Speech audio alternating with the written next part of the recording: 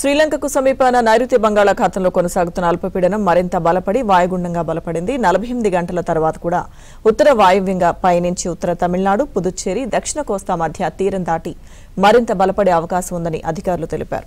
దీని ప్రభావంతో రేపు దక్షిణ కోస్తా, రాయలసీమలోని పలు జిల్లాలు, ఉత్తర కోస్తాలో చెదురుమదురుగా వర్షాలు కురుస్తాయి.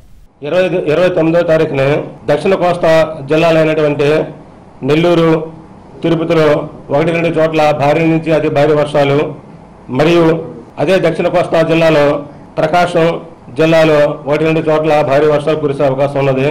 మరియు 30వ తారీఖున ప్రకాశం, నెల్లూరు, వైఎస్ఆర్, తిరుపతి, చిత్తూరు జిల్లాల్లో 1-2 చోట్ల భారీ నుంచి అతి భారీ వర్షాలు కురిసే అవకాశం ఉన్నది. మరియు అదే రోజు అనగా 30వ తారీఖున కోస్తాంధ్ర జిల్లాలైనటువంటి ఏలూరు, కోనసీమ, పశ్చిమ గోదావరి, ఎన్టీఆర్, కృష్ణా, బాపట్ల, గుంటూరు, పల్నాడు జిల్లాల్లో 1-2 చోట్ల భారీ వర్షాలు కురిసే అవకాశం ఉన్నది.